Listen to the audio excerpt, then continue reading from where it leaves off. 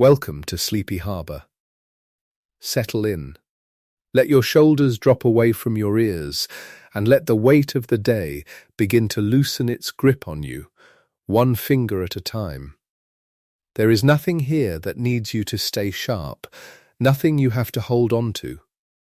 Tonight I am going to tell you about something that has almost certainly happened to you. Something small and quiet and strange. Something you may have noticed once or twice at the very edge of falling asleep and then never mentioned to a single living soul. And by the time we are finished, you will understand exactly what it was and why it happened and how completely ordinary it is. That is the whole promise. A calm walk through a real piece of science, told slowly, so that you can drift off anywhere along the way. Here is the thing. Imagine you are lying in the dark, right at that threshold where the day is dissolving and sleep has not quite arrived, and out of the quiet you hear your own name. Just your name. Soft, close, unmistakable, and you open your eyes, and the room is empty, and the house is silent. And no one said it. No one was there to say it. Most people who have had this experience have never told anyone. And I think I know why. Because when you go looking for an answer, when you type the words into a search bar late at night, the internet hands you ghosts. It hands you spirits calling out to you, someone somewhere thinking of you, a warning, a sign, a presence at the foot of the bed. And so you close the page, and you decide it is probably nothing, and you keep it to yourself, quietly wondering if something is a little bit wrong with you. But the true answer is stranger than the ghost story, and it is far more comforting. So let me start you off with a fact that I want you to hold on to gently, like a warm stone in your palm. Put your own name into the ear you are deliberately ignoring, and about 1 in 3 people will hear it anyway. That is not a figure of speech. That is a result, measured in a laboratory more than 60 years ago. In 1959, a researcher named Neville Murray ran an experiment that has quietly shaped everything we understand about attention ever since. He was working with a technique called dichotic listening, which is a wonderfully simple idea once you picture it. You put a set of headphones on a person, and into one ear you feed one stream of speech, and into the other ear you feed a completely different stream of speech at the same time. 2 voices, 2 messages, 1 in each ear, and then you ask the person to pay attention to only one of them, to follow it, to repeat it out loud, word for word, as it comes, which the researchers called shadowing, like an echo trailing just behind the voice. And when a person is doing that, when they are pouring all of their attention into the one ear they have been told to follow, something remarkable happens to the other ear, the ignored ear, the unattended one. The words coming into it seem to simply vanish. Afterward, the person can tell you almost nothing about what was said there. Not the words, not the meaning. Sometimes not even whether the speaker had switched into an entirely different language partway through. It is as though that channel had been switched off at the wall. And yet, Neville Murray took that ignored ear, the one that was supposedly closed for business, and into it, quietly, in among all the words that were sailing straight past unnoticed, he slipped the listener's own name. And roughly 1/3 of the time, the person heard it. It reached them. It crossed whatever wall had been keeping everything else out. Their name and almost nothing else made it through. About 1/3. That was the number. And decades later, in 1995, 2 researchers named Wood and Cowan set out to test whether that finding would hold up if you ran it again, carefully, with modern controls. And it did. Almost exactly. In their version, about 34.5% of people detected their own name in the ear they had been told to ignore. 34.6%. More than a third of people hearing the one word that belongs to them coming through a door that was supposed to be shut. So the experience you have had, lying in the dark, hearing your name when no one said it, is not a glitch that happened only to you. It is a documented feature of how human attention is built. And we are going to spend this whole quiet hour understanding exactly how, so stay with me, softly, for as long as you can before sleep takes you. Before we go deeper, let me ask you something, just so I know who is here in the harbour with me tonight. If you feel like it, tell me where in the world you are listening from.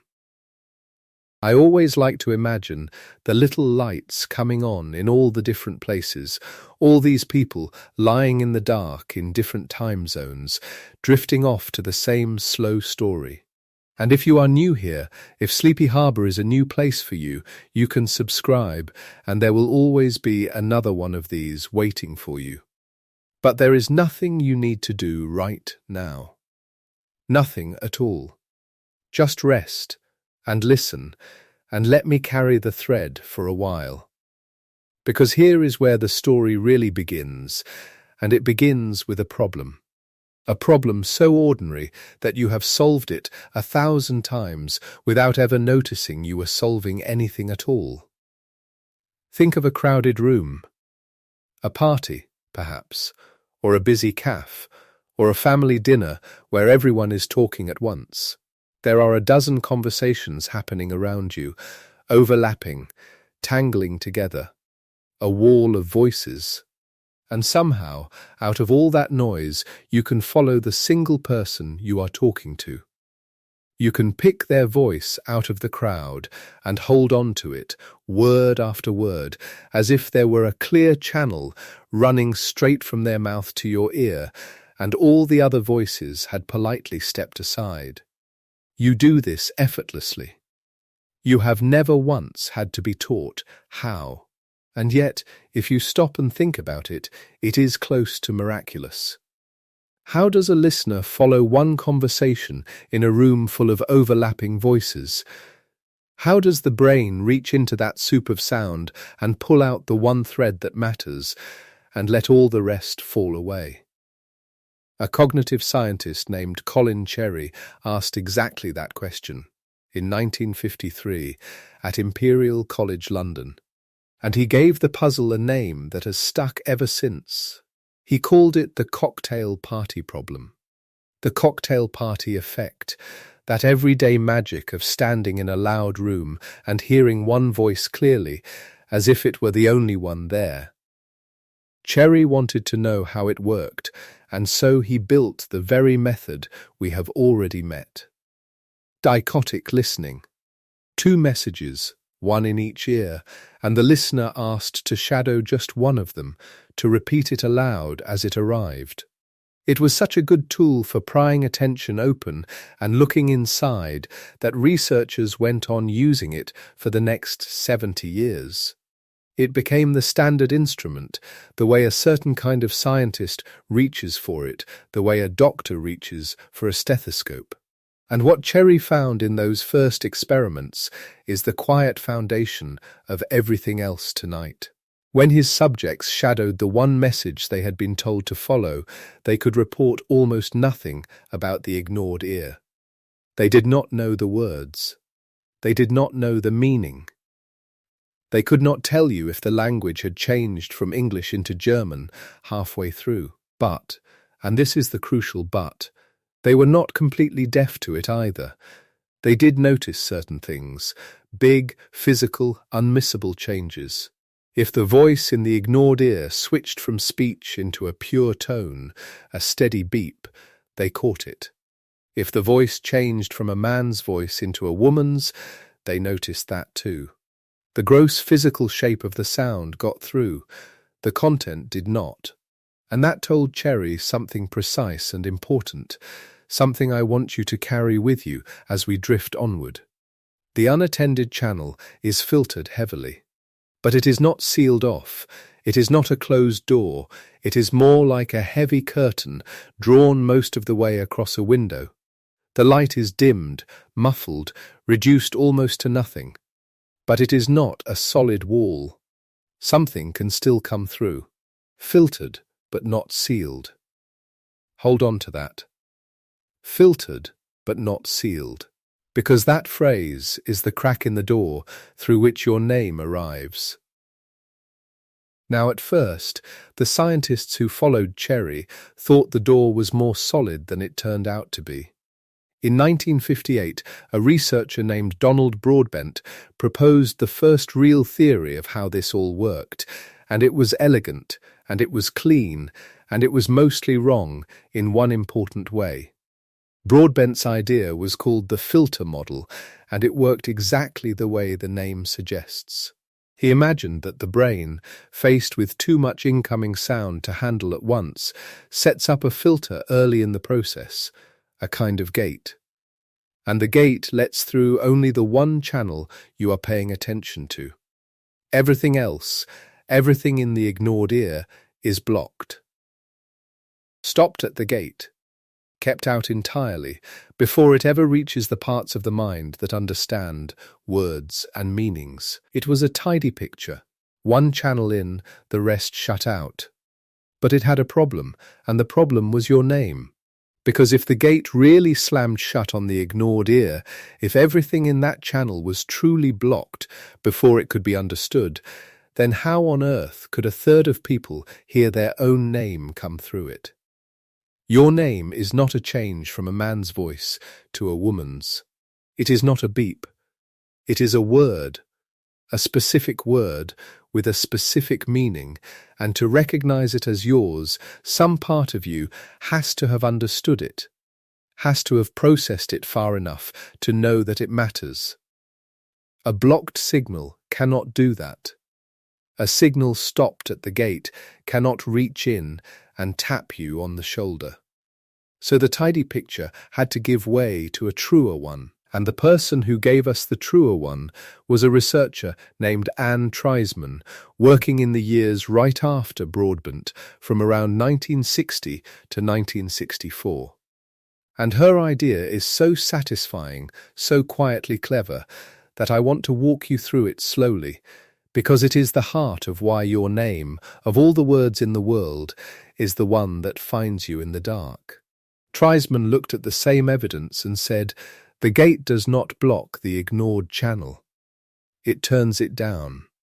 Her model is called the attenuation model, and attenuation is just a slightly formal word for turning something down, making it quieter, weakening it, without silencing it.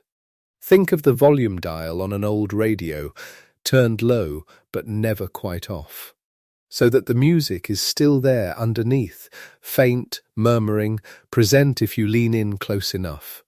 That is what the brain does to the ear you are not attending to. It does not slam a door on it. It turns the volume way, way down. The unattended channel is attenuated, quiet but not gone, filtered but not sealed. You see how it all fits together now. But that alone does not explain your name. Turning a channel down would make everything in it quieter, including your name, and a quiet name should be just as easy to miss as a quiet anything else. So Treisman added the second, beautiful piece.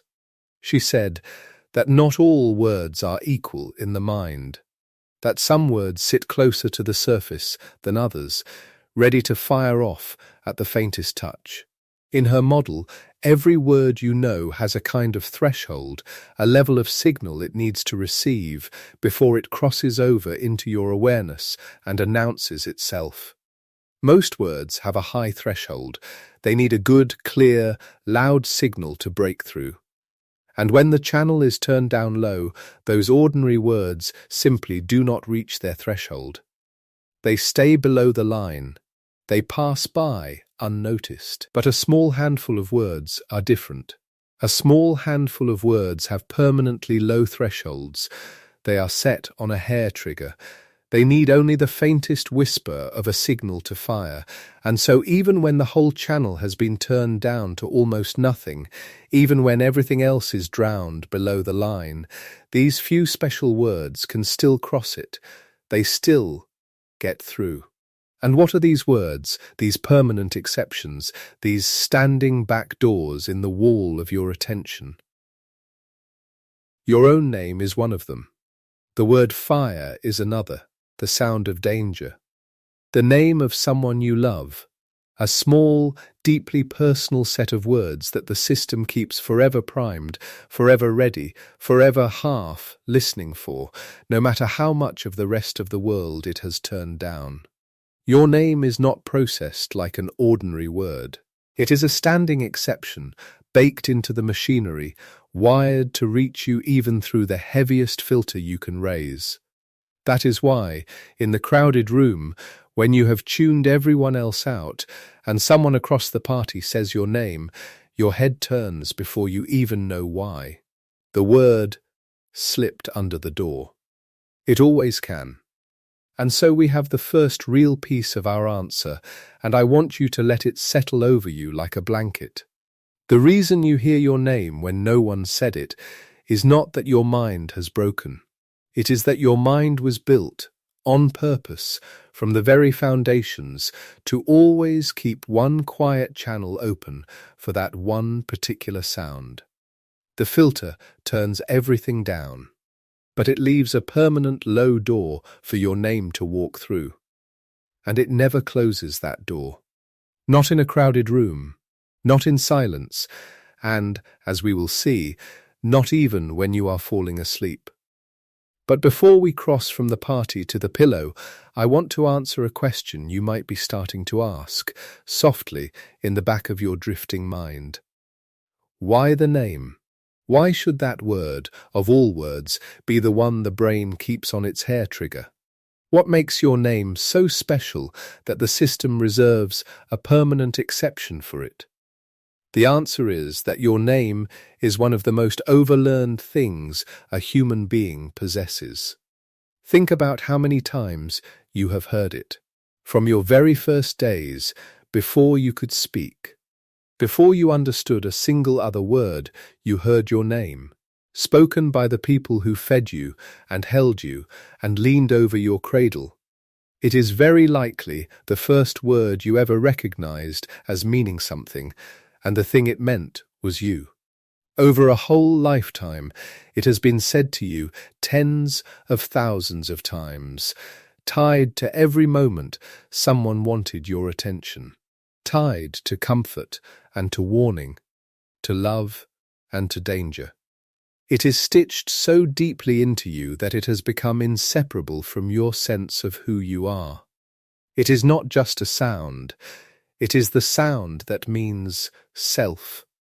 And we can actually see this in the brain.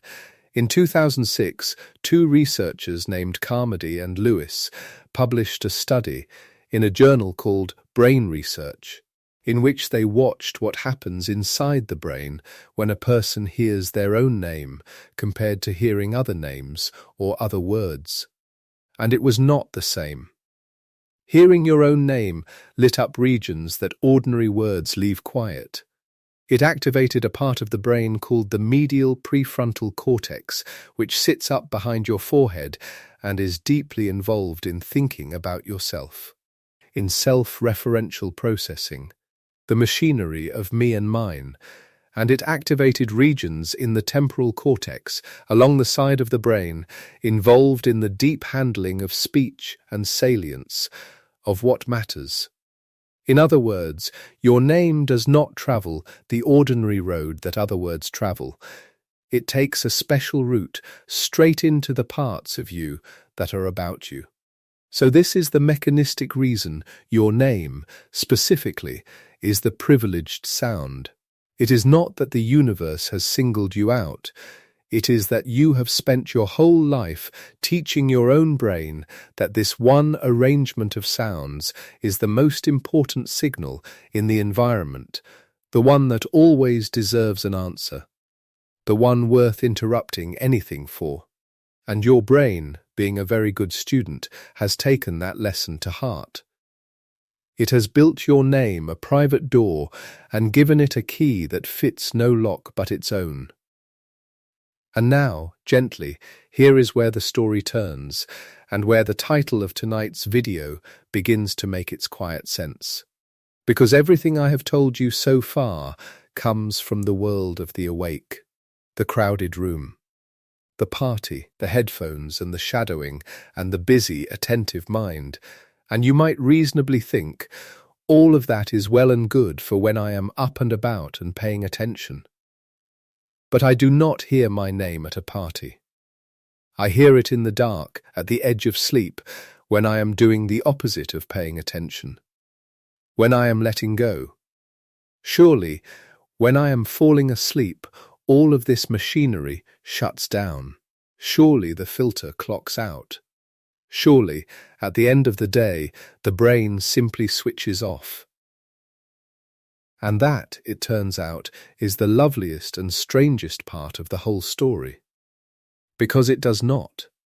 I want to leave you with that thought as we settle into the deeper part of the night, 3 quiet threads to carry with you, 3 small loops left open, that we will close one by one as we go.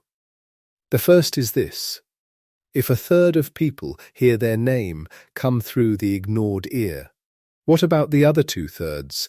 Are their filters simply stronger, drawn tighter, harder to slip past? And could that difference actually be measured person to person? We will find out that it can, and the answer is more reassuring than you would guess. The second thread. Why the name and not some other word? We have begun to answer that one already. With the permanent low door and the medial prefrontal cortex and the sound that means self, but there is more to come, and it reaches deeper than you might imagine, all the way down into states where you would think nothing at all could be reaching anyone. And the third thread, the one I most want you to hold as your eyes grow heavy. Is your brain ever truly off? We say we switch off at night. We talk about sleep as though someone flips a switch and the whole house goes dark. But the evidence tells a different story, a gentler and more surprising one, in which the mind is never really a single thing that is simply on or simply off, but a patchwork of rooms, some of them dark and some of them still softly lit. Some parts sound asleep, while other parts keep a quiet watch through the night. And it is precisely in that in-between country, that dim borderland between waking and sleeping, that your name comes to find you. So let your breathing slow. Let the pull of the pillow have you. You do not need to stay awake to reach the end of this. That is the whole point of the harbour. The story will keep going, softly, whether you follow it all the way or let go somewhere in the middle. And either way you will be safe, and either way, by morning, the strange small thing you never told anyone about will have a name, and a mechanism, and a place in the ordinary world where it has quietly belonged all along. Because here is the truth we are drifting toward, the truth that waits at the bottom of all of this, and I will only whisper it now, and then explain it fully when you are deeper down. The reason you hear your name at the edge of sleep is not that something is reaching for you from outside. It is that the same faithful filter that pulls your name out of a crowded room never fully switches off.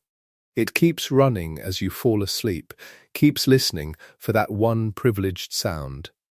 And in the strange, quiet, half-lit country of sleep onset, with the world going soft and the incoming signals fading almost to nothing, that ever-watchful filter, primed above all else to hear your name, does the most natural thing in the world for a system built to detect a pattern.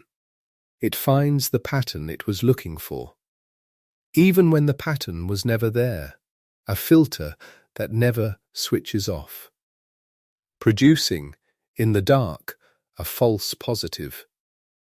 That is the whole shape of it, and every single piece we gather from here on, from the sleeping brain that startles at your name, to the gatekeeper deep in the middle of your head, to the odd and gentle hallucinations that visit almost everyone at the threshold of sleep, to a condition with a frightening name that turns out to be entirely harmless, all of it will fold back into that one quiet idea. For now, though, just rest with the first part of it.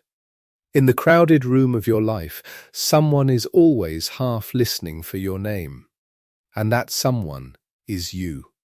Your own attention, keeping a low door open, the way it has kept it open since before you could speak. There is nothing wrong with that.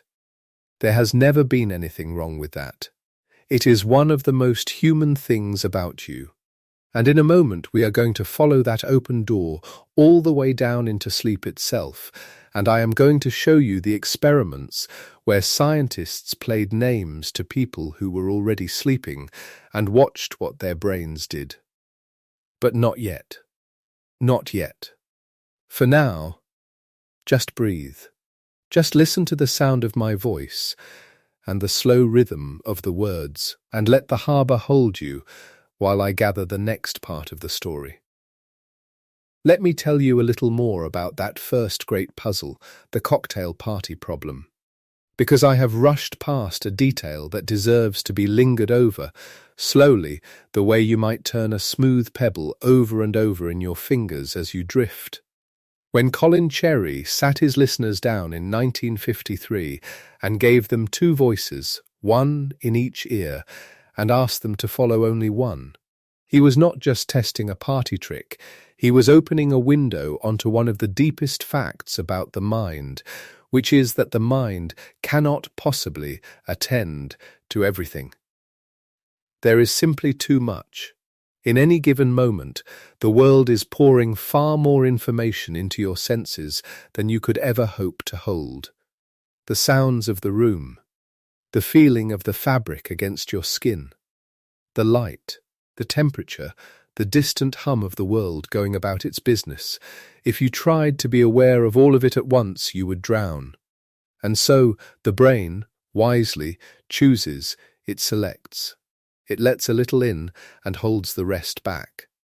Attention is not really about what you can perceive. It is about what you are allowed to ignore. And Cherry's genius was to make that choosing visible, by forcing it, by putting two voices head to head and saying, follow this one, ignore that one. He made the brain show its hand. He made it reveal, in the difference between the ear that was followed and the ear that was ignored, exactly how much it lets through and how much it holds back. And the answer, as we have seen, was that it holds back an enormous amount. The words in the ignored ear dissolved into nothing. A whole conversation, a whole voice, right there in the person's ear, and gone, unremembered, as though it had never happened. Sit with how strange that is for a moment. Sound was entering their ear. The vibrations were real, they reached the eardrum, they travelled up into the brain. And still, the person could not tell you a single word of it. The sound was there, and the hearing was not. Which tells you that hearing, real hearing, the kind where a word actually lands and means something, is not something your ears do. It is something your attention does. Your ears are always open. It is your attention that decides what counts. And that is the deep reason the filter matters so much for our story. Because if the filter is what turns raw sound into heard words, then anything that changes the filter changes what you hear. Turn the filter down, as Treisman showed the brain does to the ignored channel, and most words fall silent. But leave that one permanent low door open for your name, and even in the quietest, most heavily filtered channel, your name can still walk through and become a heard thing, a real perception, a voice in the dark. The sound does not have to be loud. It does not even, as we will see, have to be there at all. It only has to cross the threshold, and your name has the lowest threshold of all. So now hold the two halves of tonight's first lesson together, side by side as you sink. The first half. Your attention runs a filter that decides what you hear, and that filter turns down almost everything you are not attending to. The second half. Your name is the one great exception, wired with a permanent low threshold, able to cross the filter even when it is turned nearly all the way off. Put those two together, and you already have most of the machine. A filter that quiets the world, and a name that the filter can never quite keep out. All that remains, all that we will spend the rest of this slow night discovering, is what happens to that machine when you fall asleep. What happens to a filter that never fully closes when the world it is filtering fades away to almost nothing, and the only thing left running is its endless, faithful, lifelong watch for the sound of your own name. Rest now. The tide is coming in slowly, and there is a long, gentle way still to go. And so, before we leave the party behind entirely and follow this strange machinery into sleep, there is one question the room is probably holding. A quiet question. The kind you turn over behind your eyes rather than ask aloud.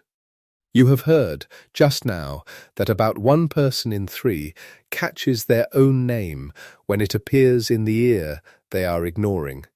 1 in 3. Which is not nothing, but it is also not everyone. And so the question naturally forms itself, patient and precise. What about the other 2? What is different about the people for whom the name does not break through? Is the filter simply stronger in them, sealed more tightly, keeping the ignored channel darker and quieter? Or is something else at work? Something that could be measured? Something that would tell us? And perhaps here is the reassurance hiding inside the question, that hearing your name is not a weakness, not a failure of some kind, but very possibly a sign of something entirely ordinary in the architecture of the mind. The answer came in 2001. A research team, Conway, Cowan, and Bunting, sat down to look at this split more carefully, because they had noticed something in the data that kept appearing and that nobody had yet properly addressed. The split between who heard their name in the unattended ear and who did not was not random. It was not noise. It was tracking something measurable, something that could be captured with standard psychological tests before you ever set foot in the listening experiment. And the thing it was tracking was working memory span. Working memory is not memory in the sense of long-term storage, not the drawer where you keep your childhood or the names of your grandparents. It is more immediate than that, and in some ways more fundamental. It is the active holding and using of information in the moment. The mental surface on which you are reading this sentence right now, while keeping the beginning of it available enough to understand the end. It is the scratch pad the mind uses for thinking, for following a thread, for keeping the attended message clear while the rest of the room swirls around you. And Conway, Cowan, and Bunting found that the size of this scratch pad, the capacity of this working memory, was the variable that predicted, with remarkable consistency, whether your name came through the ignored ear or stayed silent. People with higher working memory capacity heard their own name in the unattended channel about 20% of the time. People with lower working memory capacity heard it roughly 65% of the time. That is not a small difference. That is a gap wide enough to drive a theory through. And the theory it supports is almost exactly what you might expect once you hold it up to the light. A strong, high-capacity attentional system is a well-sealed one.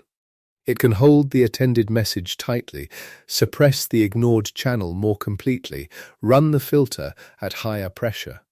A person with high working memory span is, in this specific sense, a better focuser, which means they are also, paradoxically, a worse leaker. Their name stays locked on the other side of the door. But a system with a somewhat lower working memory span runs the filter at slightly less pressure.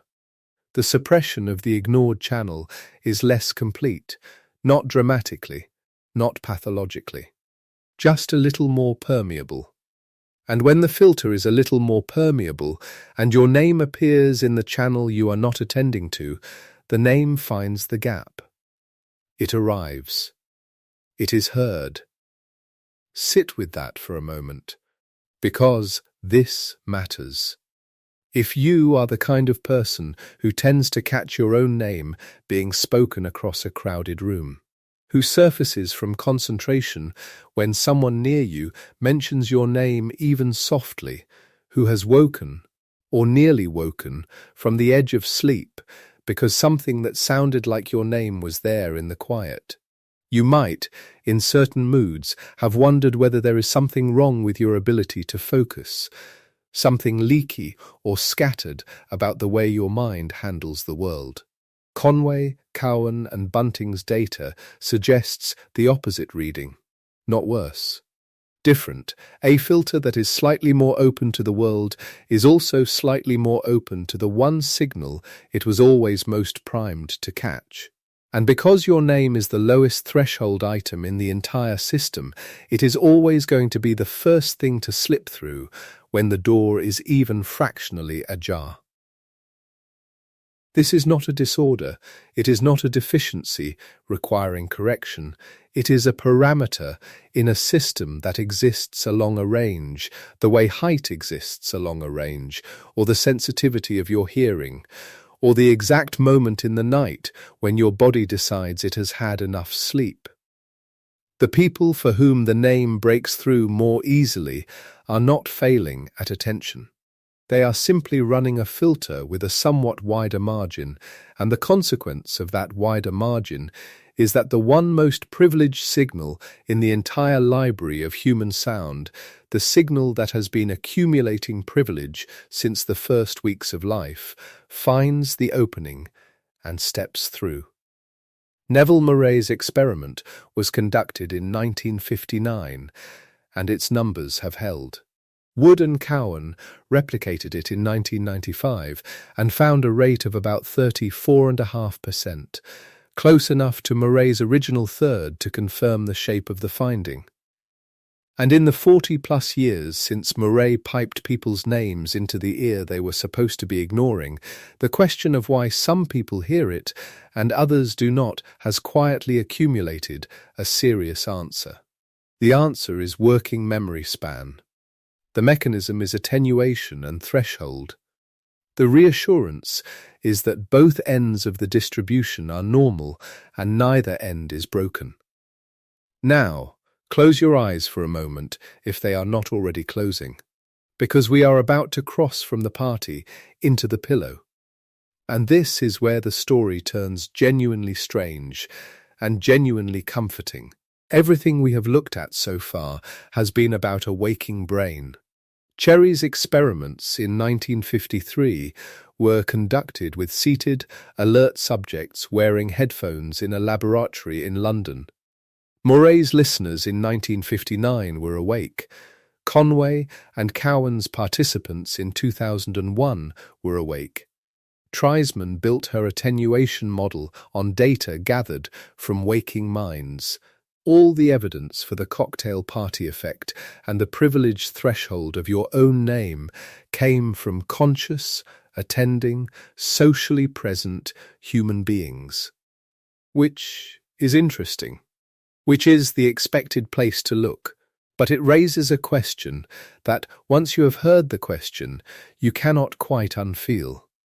If the filter never fully closes for your name when you are awake, what happens when you fall asleep? The answer, when someone finally thought to look for it, was not what the naive guess would be. In 1960, a British physiologist named Ian Oswald sat down with two colleagues, A. M. Taylor and Mishla Treisman. Yes, the same Mishla Treisman who would later be associated with attention research, and together they published a paper in the journal Brain. The paper was about sleep. But it was not about what happens to people when they sleep deeply, or how the brain produces the characteristic slow waves of established rest. It was about something more targeted, more pointed. It was about what happens to the sleeping brain's response to names. Oswald and his colleagues played names to people who were asleep. They watched the EEG, the electroencephalogram, the tracings of electrical activity across the sleeping brain, and they measured whether the brain responded differently to different names, and specifically whether it responded differently to the sleeper's own name compared to the names of other people. And it did. The sleeping brain did not treat all names the same. It reacted more strongly, produced a more distinct arousal response when it heard the subject's own name than when it heard any other name. The filter was not offline. The filter was not switched off at the moment of sleep. The filter was still running, still monitoring, still sorting the auditory environment for the one signal it had been calibrated above everything else to detect. And when that signal arrived, even through the closed eyes, even through the dimmed processing of early sleep, the brain responded. This is worth pausing over, because it is not at all obvious that this should be true. When you fall asleep, something real and measurable changes in the way your brain processes the world. The EEG shifts. The high-frequency, rapidly varying patterns of alert wakefulness give way to slower rhythms, to the characteristic signatures of drowsiness and then of sleep. The brain is doing something different. The brain is, in a very real sense, withdrawing from the world. And yet, inside that withdrawal, running quietly in the background like a low-powered sentinel, the name detector keeps its watch. The filter that never fully closes for your name when you are awake does not suddenly seal shut when you lie down and let the day go. Ian Oswald's paper was published in 1960, and it was not a tiny study or a casual observation. It was an experimental investigation in a serious neuroscience journal, and it built directly on the attention science that Cherry and his successors had established. Oswald was, in effect, taking the cocktail party effect and carrying it across the threshold of sleep to ask, does it survive there? And the answer, printed in Brain in 1960, was yes, it survives. Your name survives the crossing into sleep.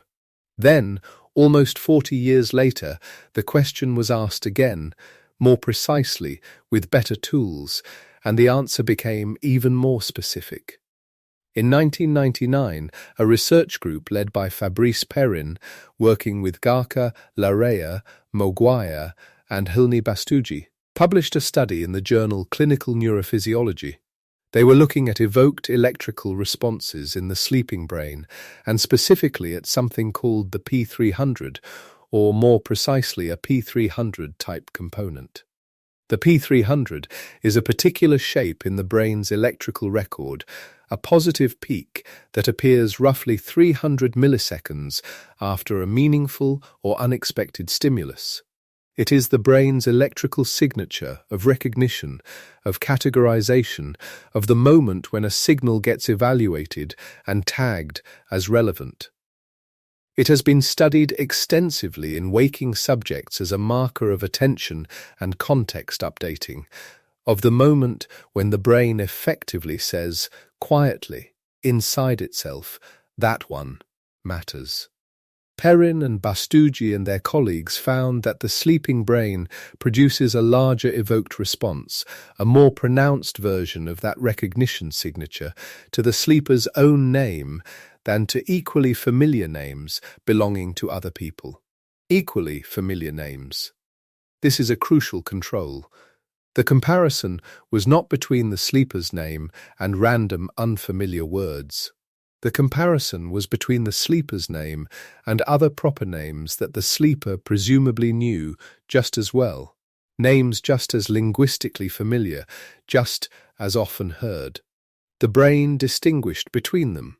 The brain, in sleep, gave its own name a bigger electrical reply. And this happened across sleep stages, not just at the trembling edge of drowsiness, not just in the half-conscious first moments before genuine sleep settles, across sleep stages.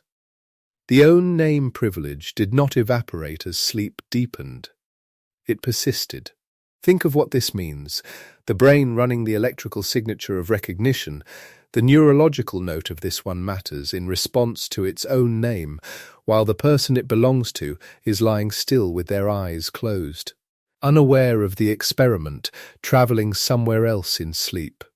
The evaluation, the "is that for me" check, continues, not because you decided it would, not because you are making any effort to maintain it, but because the system that runs this check is old enough and deep enough in the architecture of the mind that it does not need your conscious permission to keep going. It just keeps going. We name our children carefully, agonize over the choice, say the name aloud in the car to hear how it sounds, write it on scraps of paper. We cannot know, choosing it in those early months, that we are writing something into the nervous system that will still be running, uncancelled and unasked, decades later in the dark of a sleep study lab, producing a measurable electrical response when a researcher's equipment speaks that name to the air. But that is what we are doing. That is the depth of the engraving. So here is the picture as it stands, halfway through the night, with the room grown quieter around you and the breath slowing down. There is a filter. It runs constantly, turning down the volume on everything that is not the focus of attention. Everything except your name. Your name it leaves on a permanently lower threshold, a standing exception. The one item in the entire auditory dictionary that almost any signal level can activate. And this filter does not switch off when you fall asleep. Ian Oswald and his colleagues showed in 1960 that the sleeping brain still responds more strongly to its owner's name. Perrin, Garca-Larea, Maguire and Bastugi showed in 1999 that this response persists across sleep stages, producing the brain's own electrical notation of recognition and relevance, the P300 type signature, in a mind that is, by any outward measure, asleep. The filter keeps its watch. It has always kept its watch. But how? If sleep genuinely withdraws the brain from the world, if the EEG changes and the muscles relax and conscious awareness dims and disappears, what is the mechanism that keeps this one channel still partially open? What is the gatekeeper, and where does it live? The answer leads deeper into the brain, into a structure that most people have heard of in passing but rarely think about, the thalamus. The thalamus sits roughly at the center of the brain, a paired, egg-shaped relay station that handles nearly all sensory information on its way to the cortex. Almost everything you see, hear, feel, and smell passes through the thalamus before it reaches the thinking, perceiving parts of the brain. It is not the only route, and it is not a simple switch, but it is accurate enough to call it a gatekeeper, the structure that decides, at each moment, how much of the incoming sensory world gets forwarded upward into awareness. During wakefulness, the thalamus operates in a mode that is relatively open, passing signals along with reasonable fidelity. During sleep, and particularly during deeper stages of non-REM sleep, the thalamus shifts into a different mode, It begins generating a particular pattern of electrical activity that researchers call sleep spindles, short bursts of rhythmic waves around 12 to 15 times a second that appear and disappear over the course of a few seconds in the EEG record, looking something like the shape a spindle has, a middle thick burst that tapers at both ends. These spindles are not random noise, they are the thalamus actively suppressing the relay of sensory input to the cortex, dampening the signal before it can reach the sleeping brain and disturb whatever it is doing in there, whatever maintenance and consolidation and dreaming toward is underway. Researchers, including Dang Vu and Andrillan, have studied sleep spindles and their relationship to the brain's ability to stay asleep in the presence of environmental noise. And what they found refines the picture considerably. The relationship between spindle activity and sleep protection is real and measurable. People who generate more spindles, stronger and more frequent ones, are better at sleeping through noise. They have, in effect, a more powerful version of the thalamic gate, a louder environment, a partner's movements, the distant sound of a street. These things that would surface a lighter sleeper into waking or near waking are more thoroughly suppressed before they reach the cortex, and so the sleep continues undisturbed. This is why some people sleep through anything. Not because they are less attentive people, not because they care less about the world, but because the thalamic gate in their brain generates spindles more aggressively, closing the relay more completely against the incoming sensory stream. And it is why others are lighter sleepers, surfacing easily at small sounds, registering shifts in the environment that a heavier sleeper would never notice. The difference is, in measurable part, in the strength of this thalamic suppression. But, and this is the essential detail, the thalamus is not a binary switch. It is not a door that is either open or closed. It is a dimmer, a continuously variable attenuator that can gate signal to different degrees, depending on sleep stage, on the content of the signal, on the state of the rest of the brain at that moment. And the evidence from Oswald in 1960 and from Perrin and Bastugi in 1999 tells us that this dimmer, even when it is turned well down towards sleep, does not turn all signals equally. Your name is not dimmed to the same degree as a stranger's name. Your name is not suppressed to the same degree as a neutral sound, a random syllable, a word from a language you don't speak. Your name retains, even through the thalamic gate, a degree of passage that other stimuli do not. The low-threshold exception, the standing privilege that Treisman's attenuation model described at the level of attention, has a physical correlate here in the thalamic gate at the level of sleep. The same architecture that keeps your name reachable when you are at a party with your attention focused elsewhere also keeps it reachable when you are in bed with your awareness withdrawn into sleep. The privilege goes all the way down. A dimmer, not an off switch. Hold that phrase for a moment. Let it settle.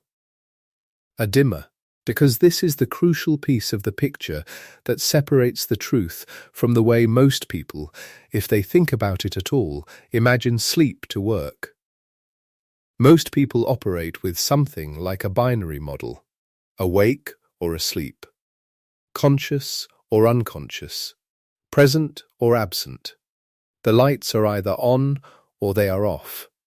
And when the lights are off, nothing is happening, nothing is monitoring, nothing is processing the world, and anything that seems to be perceived in that state must come from somewhere strange, somewhere outside the ordinary, because the ordinary has shut down for the night. But that model is wrong. The data says it is wrong, quietly and with considerable consistency, going back at least to Oswald's paper in 1960 and strengthened considerably by the evoked response work that Perrin and Bastugi published in 1999. The lights do not go off. They dim.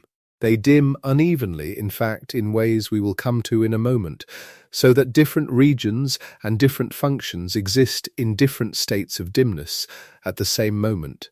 And in that partial dimness, certain things keep running, and what keeps running, above almost everything else, is the check for your name. This is the mechanism. This is what is happening in the moments when, lying still in the dark with the day gone, you hear your name spoken clearly enough to startle you back toward waking, and you open your eyes and find the room empty and quiet, and no one there. The filter caught something. Not necessarily a real sound that happened to resemble your name. Possibly nothing at all. Possibly only the random drift of a brain that is transitioning between states, generating signal internally as it goes, and because the name detector is still running, still set to its permanent low threshold, it evaluated that internal signal and found, or manufactured, the pattern it was always watching for. The voice in the dark. The name no one spoke. It was the filter doing what it has always done in the only conditions where it cannot be corrected by the world outside. Because the world outside has gone quiet. Because your eyes are closed. Because the night has settled around you and there is nothing left but the machinery itself, running on its own, listening. And the machinery found what it was primed to find. We will spend the next portion of our quiet time together understanding exactly how that happens, exactly what the brain is doing at the edge of sleep that makes a false positive not just possible but, given the architecture we have spent this first part of the night describing, almost inevitable. But before we do, settle a little more deeply into wherever you are. The understanding is coming in slowly, the way good things do, and there is no need to hold it tightly. It will be here when you reach for it. The thalamus is dimming the world, and the name detector is still at its post, and the transition between those two facts is exactly where we are going. Into the edge of sleep itself, into the seam between waking and the dark, where the brain does something it does every single night, something roughly 60 to 70% of people recognize when they hear it described, but almost none of them know the name for, something that confirms, simply and completely, that the edge of sleep is not a clean boundary, but a country of its own, with its own strange weather. We will arrive there in a moment, but for now, rest.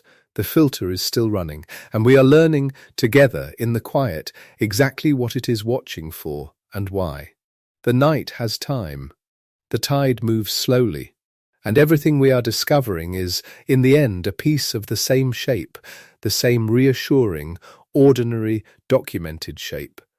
A machine that never stops. A name that always crosses. A brain that is dimmed, but never, not really, all the way dark. Breathe. The window between waking and sleep is narrowing. And in that window, if you listen, there is a voice, calm and reliable, that has been saying your name your whole life.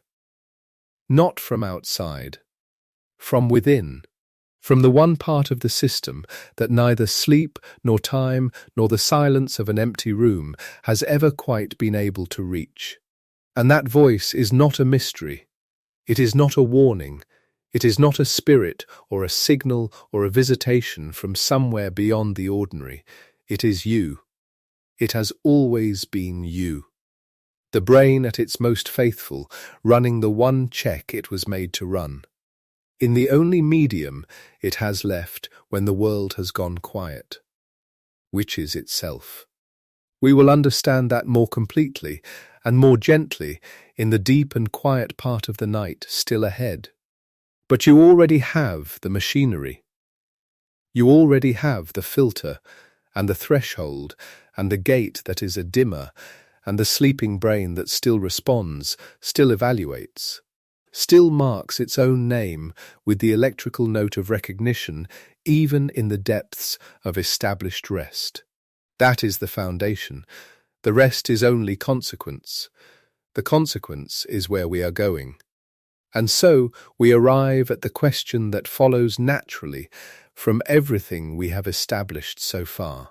The question that is, perhaps, the most personal one, and the one most likely to be pressing quietly at the back of the mind of anyone who has lain in the dark and thought, why me? Why is it my name I hear, and not someone else's? Why does the filter, if it is so well designed, let anything through at all? The answer is in the architecture of the filter itself. And it begins with a study published in 2001 by Conway, Cowan, and Bunting, who set out to understand not just whether a person's name crossed the boundary of the unattended channel, but which people's names crossed it, and why. What they found was this. The people most likely to hear their name in the ear they were ignoring, the ear they had been told to tune out entirely, were the people with lower working memory span. Working memory is the cognitive workspace, the mental surface on which the brain holds and manipulates the information it is currently using. A higher span means more capacity, more room, and, critically, a more efficient mechanism for suppressing what is irrelevant. A lower span means the filter is more permeable, not broken. Not deficient in any pathological sense. Permeable, the signal that should have been turned all the way down is turned only part way down, and part way is enough for a word like your name to cross. In one comparison from that 2001 paper, roughly 65% of the lower span participants detected their name in the unattended channel. Among the higher span group, the figure was closer to 20%. That is a large difference for what is, in the end, a difference in filter tightness, a matter of degree, not of kind. And here is what that means, practically, for anyone who finds themselves in the group that hears more. It means the filter is doing exactly what it was designed to do. It means the mechanism is intact. The threshold for your name has not slipped. It is where it has always been, permanently low, because your name was never meant to require much signal to be recognized. The filter was designed with your name as an exception, and when the filter is somewhat more open, that exception becomes somewhat more audible. You are not more sensitive in some worrying way. You are, in a very precise sense, more accurately tuned, running the same equipment the rest of the population runs, with the attenuation dial set a little lighter. That is not a malfunction. It is a variation within a system that was never meant to be uniform. But the question that most people are really asking, the one that surfaces in the dark, in the room, in the moment after the voice, is not why me during a party, or in a busy room, or with a message playing in one ear. The question is, why when no one is there? Why in the silence? Why when I am alone, when I was nearly asleep, when the house is quiet and there is nothing to filter? And this is where we cross from the party to the pillow. Because the filter does not stop at the bedroom door. In 1960, the neurophysiologist Ian Oswald, working with A.M., Taylor and Mikla Treisman, published a study in the journal Brain. They played names, the subject's own names and other people's names, to people who were already asleep, and they measured the brain's electrical response. What they found was unambiguous and, if you let yourself sit with it, quietly remarkable. The sleeping brain reacted more strongly to a person's own name than to other names, more likely to produce a detectable arousal response, more likely to register at some level below full waking that the sound was significant. The filter, the attentional mechanism that Treisman had shown, runs not as a door, but as a dimmer, turning down the unattended channel rather than closing it, keeps running through sleep onset and into sleep itself. The name that had permanently low threshold during the day retained that low threshold in the dark, in the silence, in the hours of rest. The evaluation continued. The machinery did not clock out. This is not a small finding. It is the bridge that connects everything: the party and the pillow, the laboratory and the bedroom, the waking moment of recognition and the sleeping moment of almost recognition.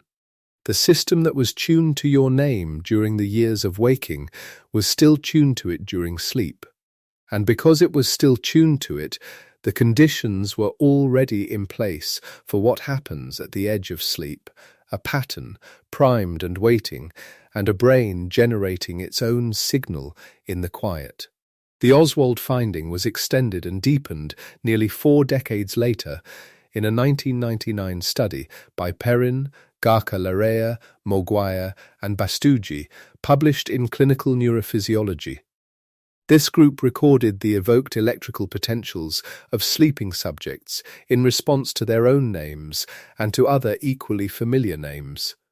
And what they documented was a larger P300 type component, an event-related potential associated with the brain's evaluation of significance in response to the person's own name across sleep stages. The sleeping brain was not simply hearing the name in a passive, undifferentiated way. It was evaluating it. It was running, in the background of sleep, something like the same assessment it ran during waking. Is this relevant to me? Is this mine? The answer the sleeping brain gave, again and again, was yes. And the answer was measurably, electrically, distinct, the structure that manages all of this, the gatekeeper that decides what reaches the cortex and what does not, what crosses into awareness and what is held at the threshold, is the thalamus. And during sleep, the thalamus works partly through a class of oscillatory events called sleep spindles, brief bursts of synchronized neural activity that researchers including Thien Thanh Dang Vu and Thomas Andrillon have connected to the brain's ability to buffer incoming sensory signals. The strength of a person's sleep spindles is related, in the research, to their ability to sleep through noise, to hold the outside world at arm's length while rest proceeds. But arm's length is not sealed. The thalamic system is, as the whole picture of sleep neuroscience has consistently shown, a dimmer and not a switch. The sensory world is turned down, not turned off. Certain signals, your name among the most privileged, retain their capacity to cross even a well-functioning thalamic gate, because the threshold has been set, over a lifetime, so low that even a dimmed signal is enough, and yet the thalamus is only part of the picture.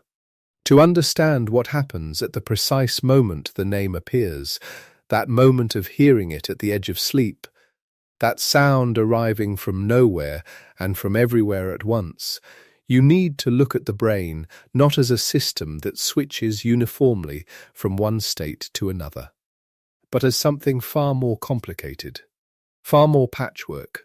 Giulio Tononi, a neuroscientist at the University of Wisconsin-Madison, whose work on consciousness and sleep has shaped how the field thinks about what sleep actually is, and the groups working in parallel with him have shown something that sounds simple but carries extraordinary implications. The brain does not fall asleep all at once. Different regions of the brain can be, at the very same moment, in different states. Some areas can be in what is functionally a sleep state, while others remain closer to waking.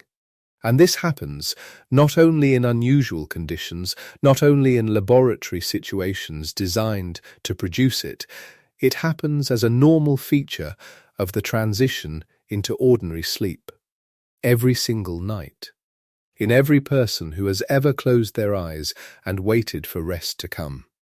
The name for this is local sleep, and it means that sleep onset, the zone you pass through in those quiet minutes after you lie down, after you close your eyes, after the sounds of the house settle into their familiar nighttime register, is not a clean threshold.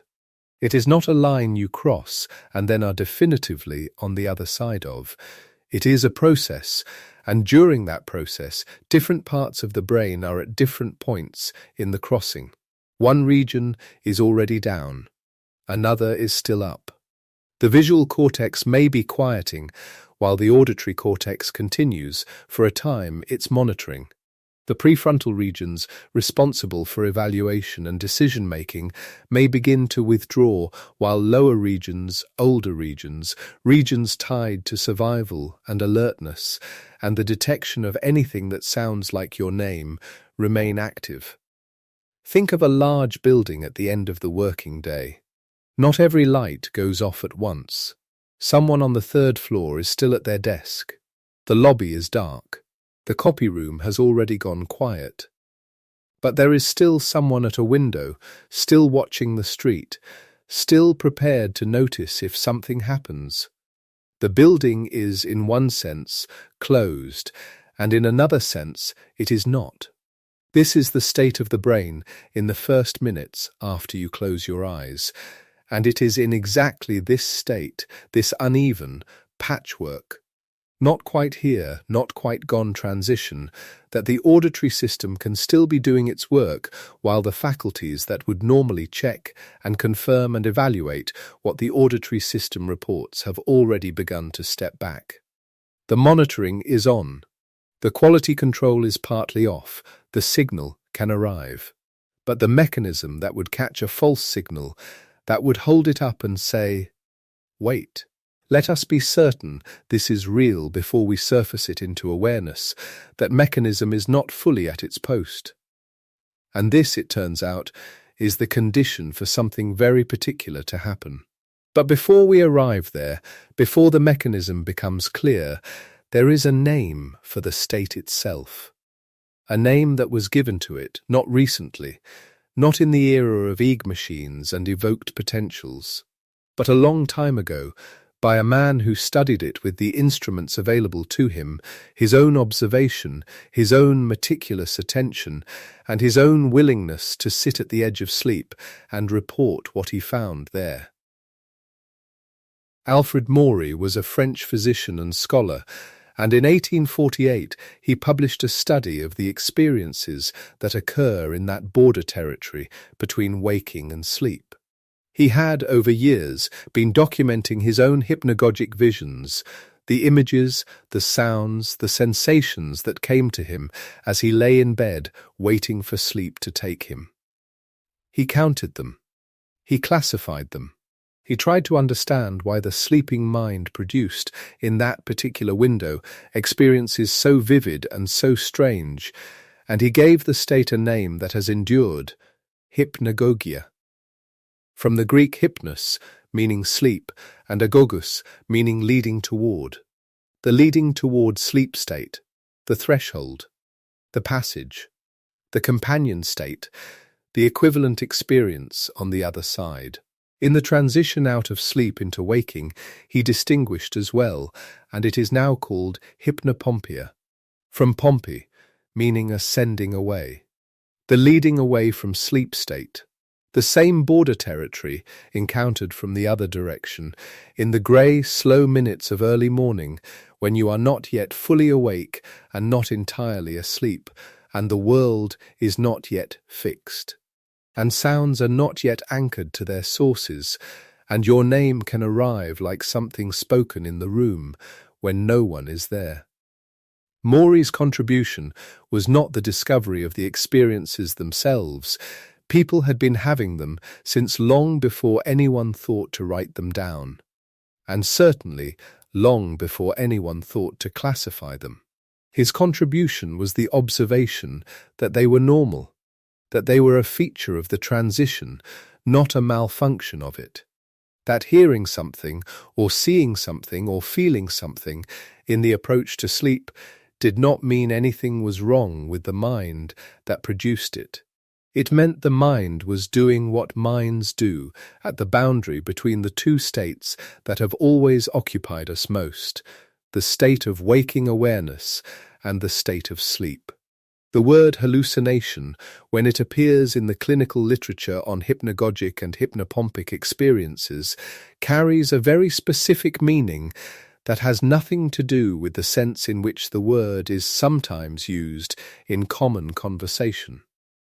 A hallucination, in the clinical definition, is simply a perception that arises in the absence of a corresponding external stimulus. A sound heard when nothing external produced it. An image seen when nothing in the environment generated it. The definition says nothing about why it happened, nothing about whether it indicates illness or disturbance or any departure from ordinary function. In the context of sleep onset, a hallucination is a normal feature of a normal transition experienced by an enormous number of ordinary, healthy people in the ordinary course of their ordinary lives. How many people? That is the question that brings us to a study published in 1996 in the British Journal of Psychiatry. The researchers were Maurice O'Hayon, Ram Priest, Maurice Collet, and Christian Guilleminot. And they surveyed a sample of 4,972 people in the United Kingdom. A large, general population sample, not a clinical group, not people who had presented with a complaint or sought help for something they found alarming. Ordinary people. And they asked about hypnagogic and hypnopompic hallucinations. Not with those exact clinical words, perhaps, but about the experiences, sounds, voices, images, sensations at sleep onset or waking. Experiences that felt external but had no external cause. About 37% of the people they surveyed reported hypnagogic hallucinations.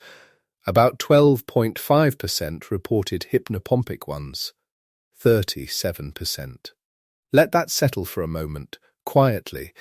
If you are in a room of 10 people, roughly 3 or 4 of them have heard something, seen something, felt something, at the edge of sleep, something that felt as real as anything in the waking world. And the chances are very high that none of them have ever mentioned it. Not because they decided to keep it private, though perhaps some did, but because there is, in the available vocabulary most people have for these experiences, almost no language that does not immediately shade into territory they would rather not occupy. The supernatural, the strange, the signal that something may be wrong.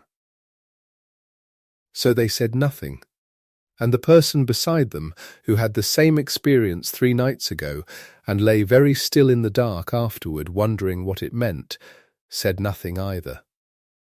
37% is not a small minority, it is not a rare edge case, it is a large and ordinary slice of the human population experiencing something that has a name, has a mechanism, has been studied in published research for well over a century, and most of whom have no idea that any of this is true. The auditory type is among the most common. A voice, a word, a name. Sometimes a sentence, though sentences are harder to assemble in the fragmenting awareness of sleep onset, often a sound with the quality of being clearly heard, clearly external, clearly meant for you, and then the moment of sitting up or the moment of turning your head and finding nothing. And it is worth pausing here on the particular texture of that experience, because it is not quite the same as mishearing something. When you mishear a word spoken across a crowded room, there is usually a sense of uncertainty around it, a slight blur, a feeling that you caught something but are not sure what. The hypnagogic auditory experience often has the opposite quality. It is sharp, it is clear, it is, in the instant it occurs, unambiguous, and that clarity is part of what makes it so disorienting, and part of what makes the silence that follows it feel so strange. The sharpness comes partly from the same predictive machinery we will come to shortly. But it is also consistent with what the brain is doing at sleep onset. It is generating experience, not merely receiving it. The signal that arrives is not a distorted version of something external, it is something the brain made. And the brain, when it makes something, can make it with the full fidelity of experience, because experience is what the brain produces. This is a strange sentence, perhaps, so let it sit for a moment while we come at it from a different direction. Long before we reach the mechanism, there is one more feature of the sleep onset window that is worth considering because it makes the whole picture more human. And because it confirms something the Ohayon survey implies, the transition into sleep is not quiet. It is not passive. It is mechanically noisy, and the events it generates are not rare. Most people, at some point in their lives, have been on the edge of sleep and felt themselves suddenly, involuntarily, fall, not out of a window, not from a height in any literal sense, a sensation of dropping, a feeling of the ground giving way beneath something that was not quite the body anymore, and then a sudden violent contraction of the muscles, a jerk, a twitch, a whole body snap that brings them back to full wakefulness in an instant, sometimes with the memory of the fall still very vivid, sometimes with nothing but the awareness that something happened. This is called a hypnic jerk, or a hypnagogic jerk, and an estimated 60 to 70% of people experience it, not once in a lifetime, with regularity. Some people have them nearly every night. The experience is so common that most people assume, rightly, that it is just something the body does. They have no particular alarm about it. They jerk, they wake, they settle again, and sleep comes back around. But the hypnic jerk is relevant here, not because it demands explanation in itself, though the explanations offered range from a vestigial reflex to an artifact of the uneven way the motor system powers down at sleep onset, but because of what it demonstrates. The sleep onset window is a window in which the brain generates events that feel external, that feel physical, that feel real. A person who has never been told anything about sleep physiology would have no way to know, from the experience alone, that the fall was internal. They felt it. It happened to them. The body responded with the full biological alarm of something falling. And if that can happen, if the motor system can produce a sensation of falling that is indistinguishable in the moment from falling, then the auditory system producing a voice or a name or a sound at the same border in the same window requires no extraordinary explanation. It is the same kind of event. A system going offline, generating something that presents as an input from outside. The sleep onset window is noisy. It is mechanically noisy. It has been documented as such from multiple angles across multiple decades of research, and you are in very, very ordinary company if you have experienced it. But knowing that the company is ordinary does not, by itself, explain the mechanism. And the mechanism is what this is about. The mechanism is what the experience has been waiting for. And the mechanism, when it arrives, has the quality of something that was always there and simply had not been named. There is a framework in contemporary neuroscience, not new, but grown substantially in influence and precision over the last 2 decades, that describes perception in a way that most people find, the first time they encounter it, either deeply counterintuitive or immediately, uncomfortably recognizable. The framework is called predictive processing, and one of its central claims is this: you do not perceive the world the way a camera records a scene, passively and faithfully registering what is there. What you perceive is the brain's best current prediction of what is there, continuously updated by the sensory signals coming in. The information flows in both directions. Bottom up, sensory data arrives, moving from the sense organs up through the processing hierarchy, reporting on what the world contains. Top down, the brain's model of the world, its accumulated expectations about what is likely to be out there, descends through the same hierarchy, shaping what gets perceived before the data has even finished arriving. What you consciously experience is not the raw data. It is the prediction, corrected by the data. The data's job is to update the prediction when the prediction is wrong. When the data and the prediction agree, you perceive the prediction. When they disagree strongly enough, the prediction updates. But when the data is sparse or noisy or ambiguous or simply absent, the prediction has less to correct it, and the prediction asserts itself. Carl Friston, a neuroscientist at University College London, has formalized this view into a mathematical framework he calls the free energy principle, which describes perception, action, and learning as variations on a single process, the minimization of prediction error, the continuous work of a brain trying to keep its model of the world as accurate as possible. In this view, the brain is always generating predictions and always testing them against incoming data.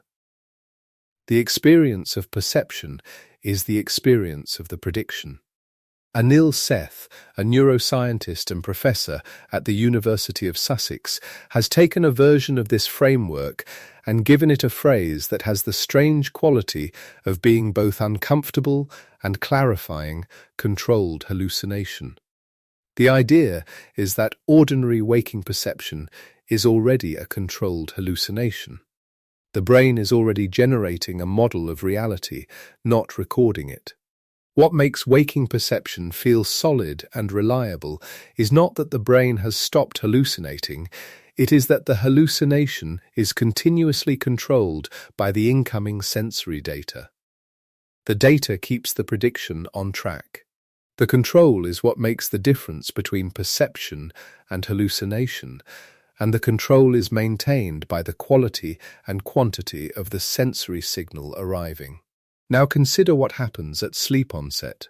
In the minutes, the slow, quiet minutes after you close your eyes and lie still in the dark, the sensory input to your brain collapses. Not all at once. Gradually, but the collapse is real, and it is substantial. The visual input, which represents an enormous proportion of the brain's sensory workload during waking, reduces sharply the moment the eyes close and the room is dark. The body is still, so the proprioceptive input, the constant stream of information about the position and movement of limbs and muscles, quiets. The sounds of the environment are present, but attention is not directing itself at them with any sharpness. The thalamus is beginning its dimming work. The information arriving from outside is thinning, and as it thins, the correction signal weakens. The data that keeps the prediction in check, the sensory stream that maintains the controlled quality of the hallucination, becomes sparser and less precise. The prediction begins to run more freely. The top-down model asserts itself more. The brain, which has been generating predictions and correcting them all day, continues to generate them. But now the corrections arrive less reliably, less forcefully, less often. In this condition, what does the brain predict it will hear? The answer depends on what the brain has been trained to expect, on what has the lowest activation threshold in the system, on what the brain considers, not as a conscious judgment, not as a deliberate choice, but as a deep structural bias built over years and years of experience, the most probable sound in any given environment. And we have already seen what that sound is. Neville Murray's experiment in 1959 inserted a name into the unattended ear and found that about 1 in 3 people heard it anyway, through a filter that was actively trying to block it. The reason was the threshold. The own name carries a permanently low activation threshold in the attentional system, because it has been heard thousands of times, because it is tied to identity and to every instance of being called, being needed, being recognized by another person across a distance. The own name is in the architecture of the attentional system, the most salient single token in the auditory environment. Not because of any particular acoustic property, because of everything it has ever meant. Anne Treisman's attenuation model described this as a property of what she called dictionary units, internal representations of words and sounds, each with its own threshold, and some: fire, a lover's name, a child's cry, your own name, with thresholds set so low that even a heavily attenuated signal, even a signal that has been turned down by the attentional filter, can still exceed them and reach awareness. Now take that system, the system with the own name sitting at the bottom of the threshold hierarchy, always closest to firing, and place it in the condition of sleep onset. The sensory input is thinning. The correction signal is weakening. The brain's predictions are running with less constraint. The top-down model is asserting itself with less competition from the data arriving from outside. And the brain is still a pattern-matching system. It is still doing what it does. It is generating predictions about what is most likely to be present in the auditory environment. And what is most likely, given everything this brain has ever learned, given the deepest structural biases of its attentional architecture, given the thing that sits at the very bottom of the threshold list, the prediction runs. The name is generated. The auditory experience of hearing the name arrives in awareness with the clarity and the specificity of something real, because the brain has made it with the same machinery it uses to make everything else that is perceived. And then the eyes open, or the head turns, or the awareness sharpens, and there is nothing. And the name, which felt as certain as anything that has ever been heard, recedes into the silence of the room.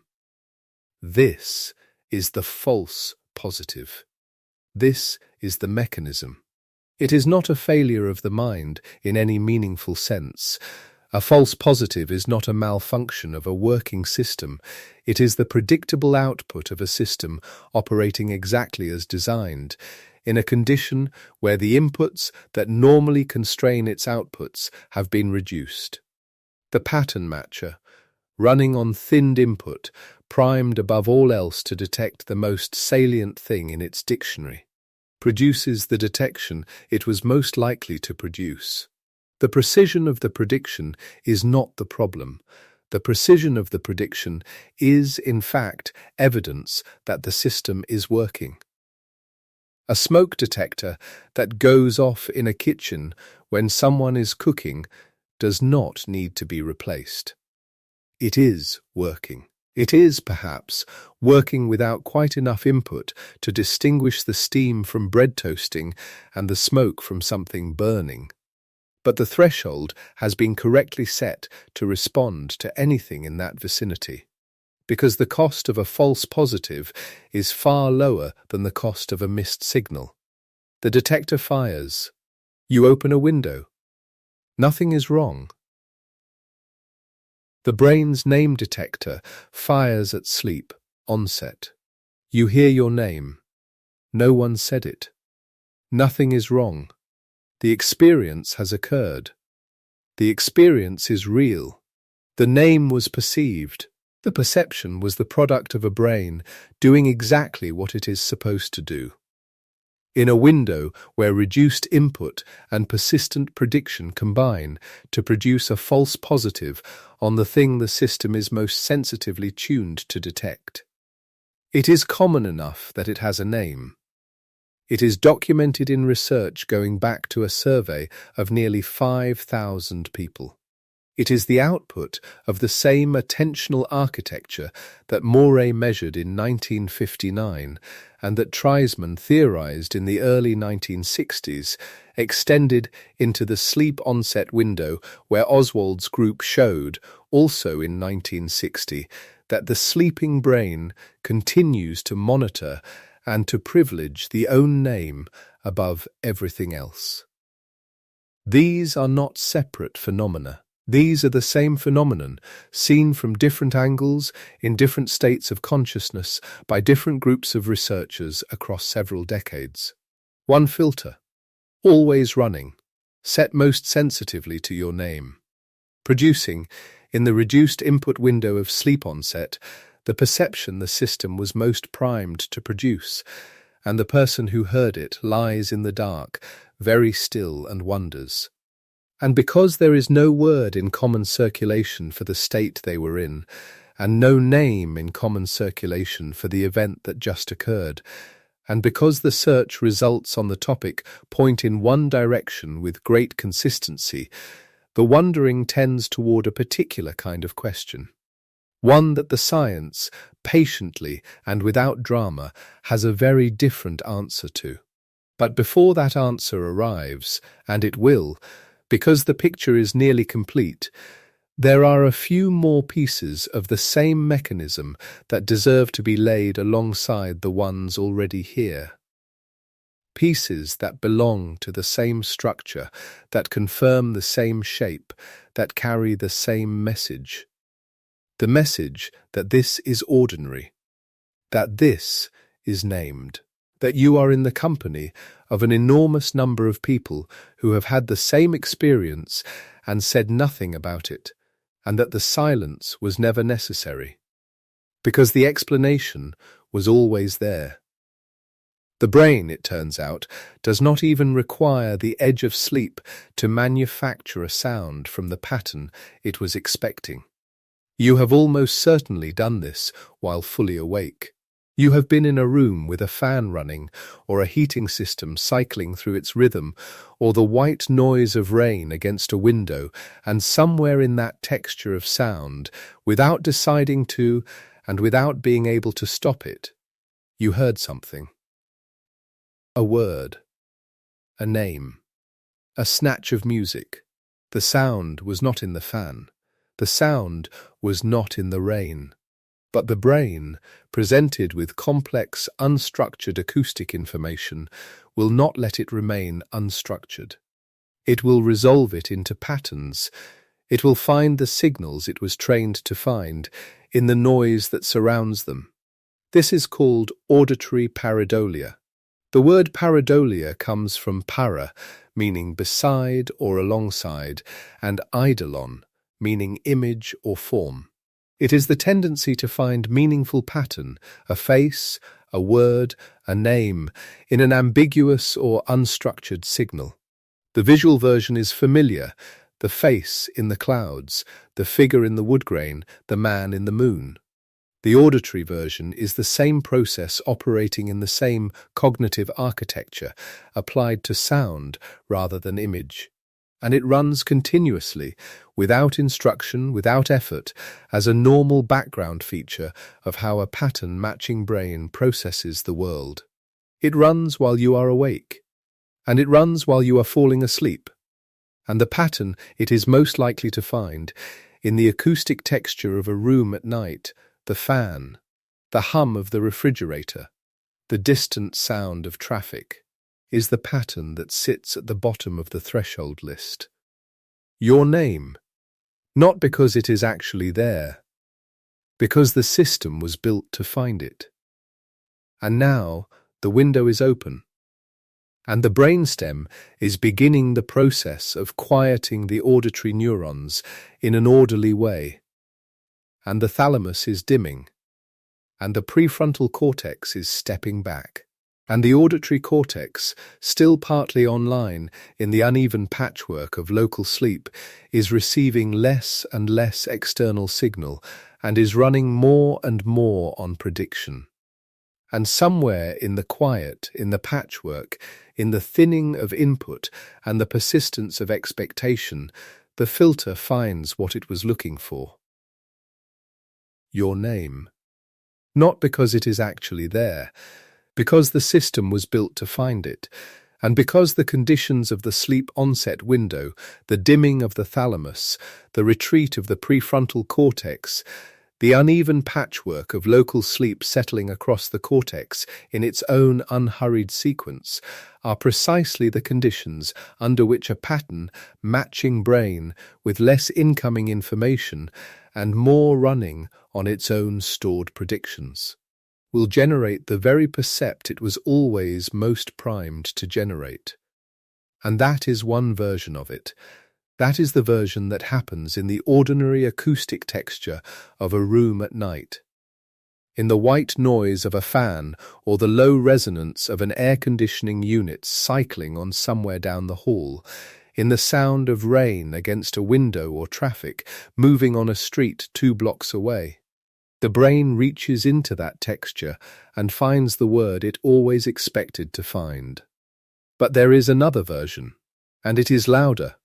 There is a condition catalogued in the International Classification of Sleep Disorders, the ICSD-3, which is the standard diagnostic reference for sleep medicine clinicians, that has a name so dramatic, so outsized relative to what it actually represents, that when most people first encounter it, they assume it must describe something terrible, something dangerous, something requiring urgent attention. It is called exploding head syndrome. And before the name closes anything down in you, before any alertness or concern stirs in the body that was beginning, perhaps, to settle, let the next sentence land first. It is harmless. Completely, medically, documented in the literature, harmlessly benign. The experience it describes is this: at sleep onset, or sometimes at the moment of waking from early sleep, the person hears, with absolute clarity and full subjective force, a sudden, extremely loud noise. A bang. A gunshot. The crash of a cymbal. The boom of an explosion. A shout. In some accounts, a crack of thunder so close it seems to come from inside the room. And it does come from inside the room, in a sense. Or rather, it comes from inside the skull. There is no external source. There is nothing outside that generated the sound. The window is intact. The house is quiet. The street is still. And the sound was, by every subjective measure, enormous. It lasts approximately 1 second. It is, in the typical case, painless. There is sometimes a flash of light accompanying it, a brief visual component as vivid and sourceless as the sound itself. There is sometimes a sensation like a sudden jolt of electricity or a sharp intake of breath. And then it is over. And the room is quiet. And the person is lying awake in the dark, heart perhaps beating faster than it was a moment ago, wondering what in the world just happened. This is exploding head syndrome. This is what the name describes. And the name, dramatic as it is, arrived relatively recently. It was coined by the neurologist J.M.S. Pierce in 1988 and 1989. Pierce gave the modern clinical label to something that had, in truth, been observed and written about for a very long time before that. In 1876, an American physician named Silas Weir Mitchell a name connected across his career to the careful documentation of nervous system phenomena that his contemporaries often found difficult to classify.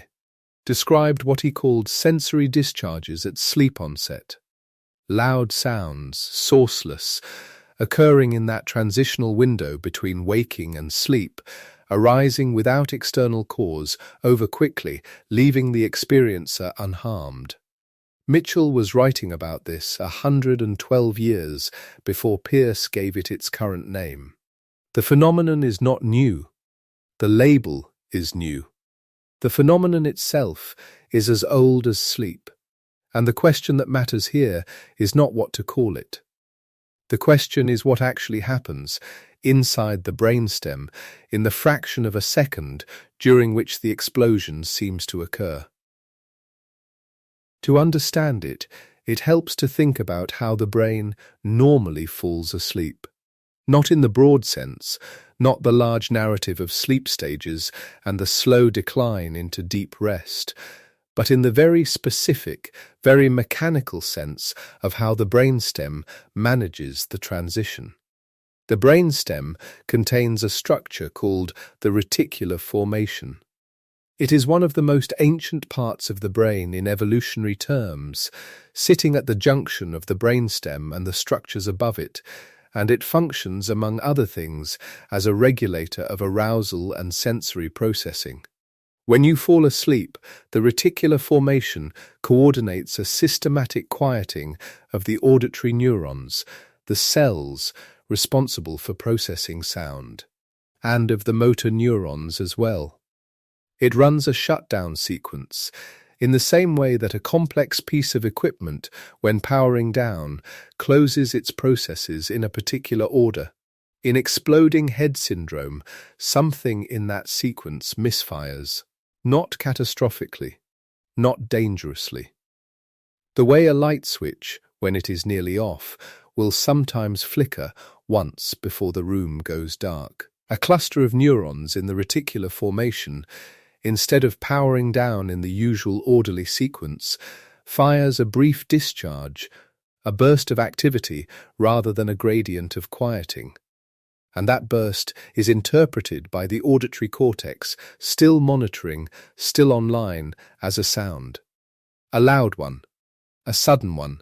Because the neurons involved are numerous and fire together, the percept is not subtle. It is, by the brain's own accounting, an explosion. And then they are quiet. And sleep resumes. Or the person lies awake for a while, listening to the actual quiet of the room, wondering what just happened. And in the morning, or in the following days, they sometimes search for the experience, and find either nothing, or find the name, and find the name terrifying, which does not help. Brian Sharpless, a researcher at Washington State University, published findings in 2015 that shifted how clinicians and researchers understood the prevalence of this condition. Earlier assumptions had placed exploding head syndrome in the category of rare and had suggested it was more common in older people. Sharpless studied a sample of college students and found that approximately 18% had experienced exploding head syndrome at least once, nearly 1 in 5, and a notable proportion of those had experienced it more than once. Not rare, not confined to older age. Common, in the way that many sleep onset phenomena turn out to be common when someone actually asks about them systematically. 1 in 5 people.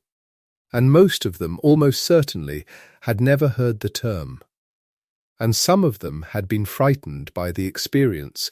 A boom inside the head is, by any reasonable measure, alarming the first time it happens, and some of them had perhaps wondered, in the dark after it passed, whether something was wrong, whether it was a sign, whether it was a warning.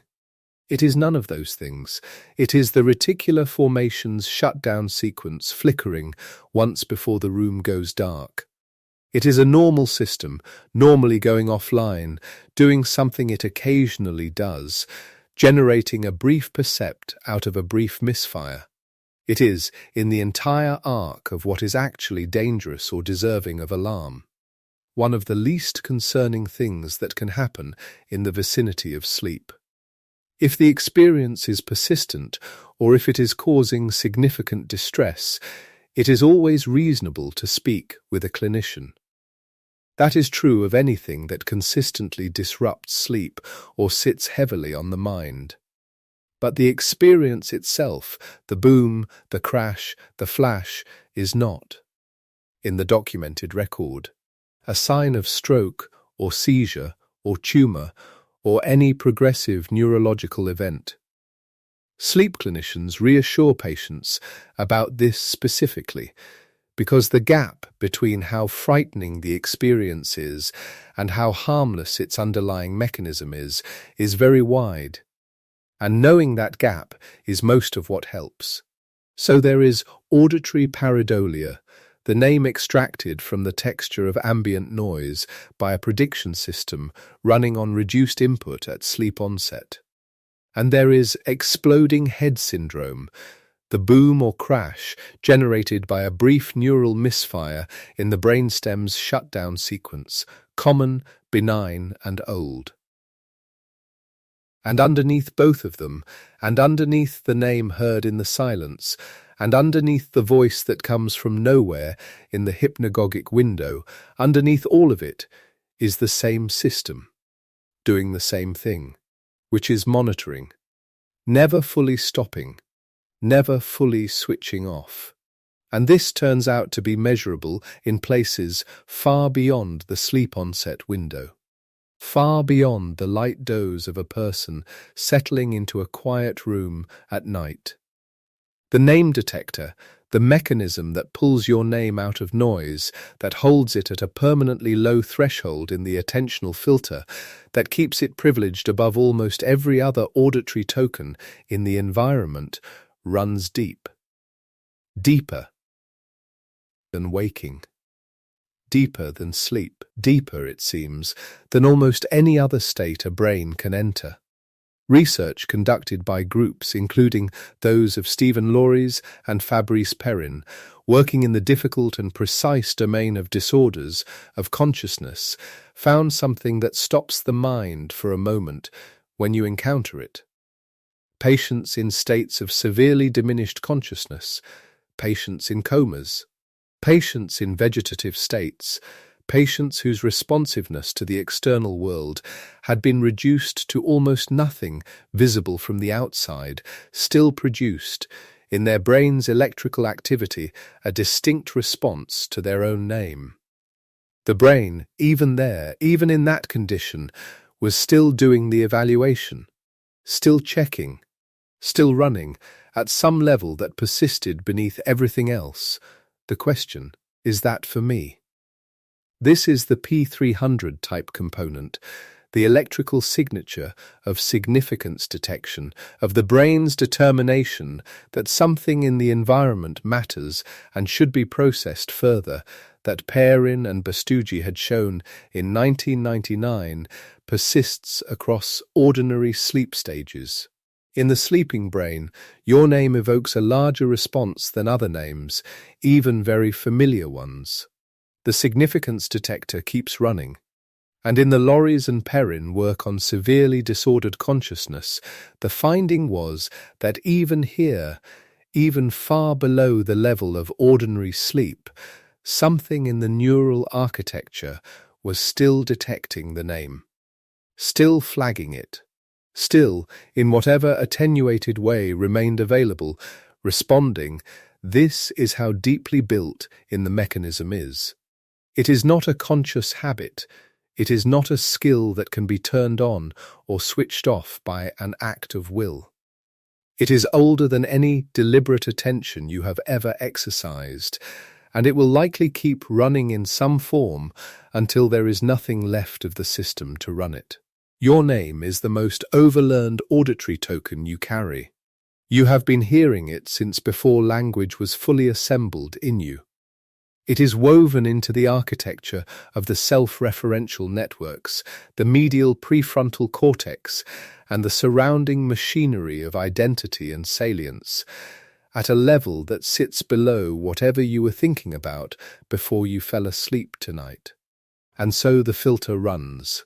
Across the party, and across the quiet room, and across the edge of sleep, and across sleep itself, and across states we do not have ordinary words for. Running, waiting ready to surface at the signal it was always listening for. Most of the time it gets it right. And at the edge of sleep, in the hypnagogic window, in the N1 transition, in the moment when the thalamus is dimming and the prefrontal cortex is stepping back, and the auditory cortex is still partly online, but receiving less and less external signal, sometimes it does not. Sometimes the prediction outruns the input, and the name it was listening for arrives in awareness without a source.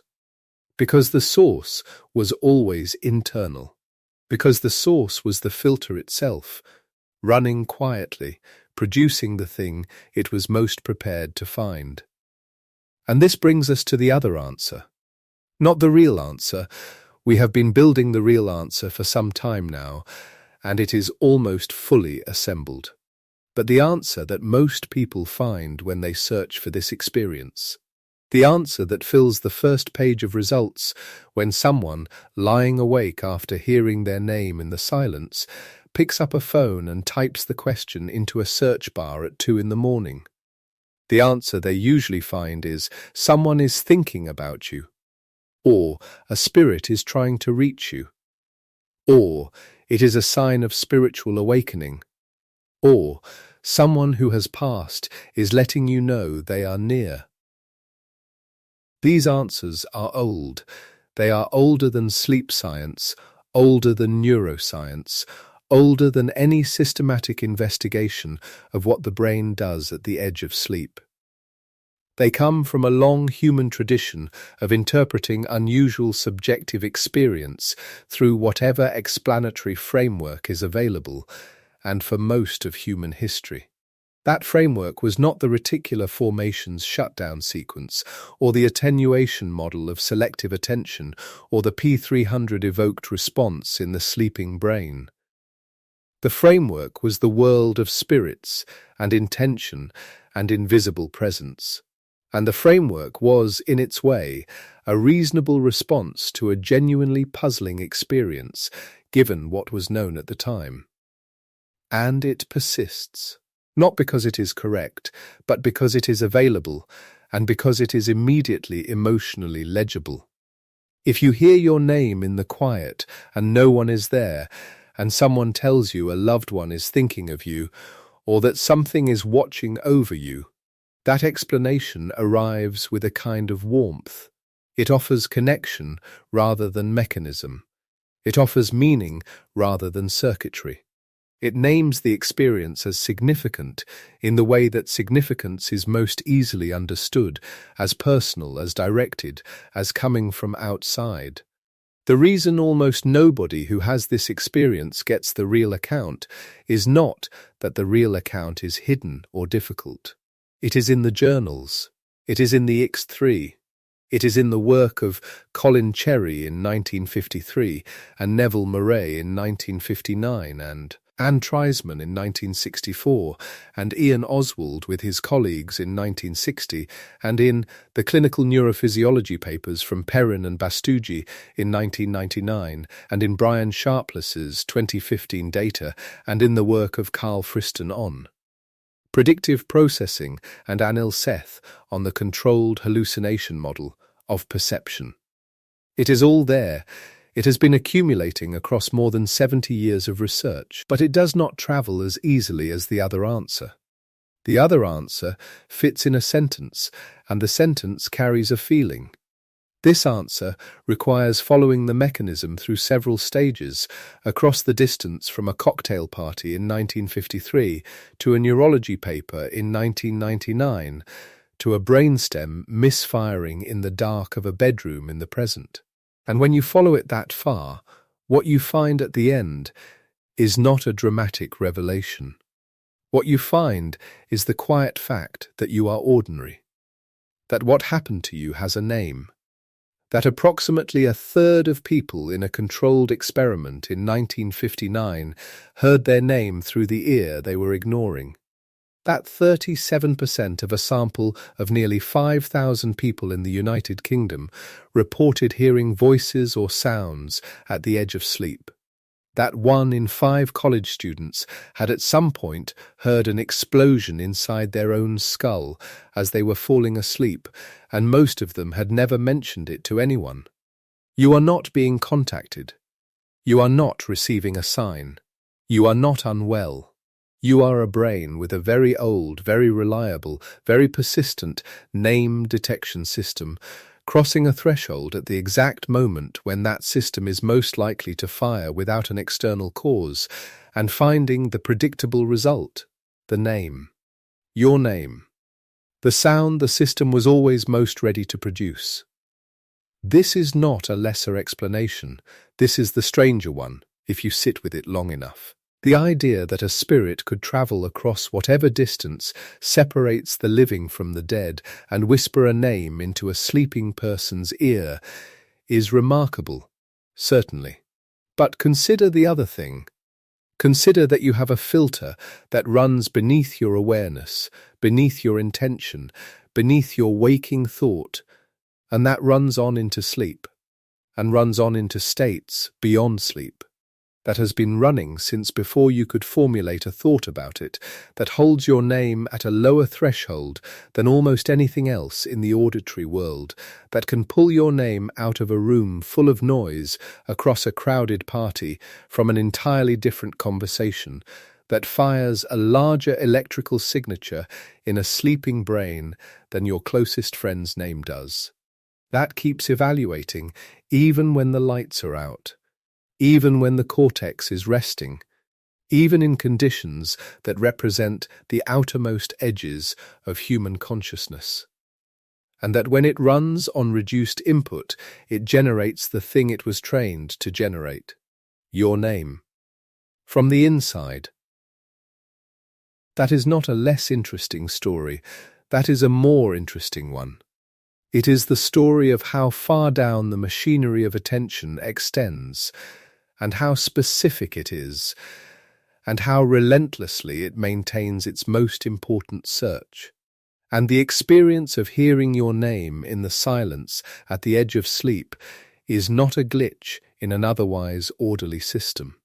It is the system doing its job in the one condition where the job most often overshoots the available evidence. The window is the problem.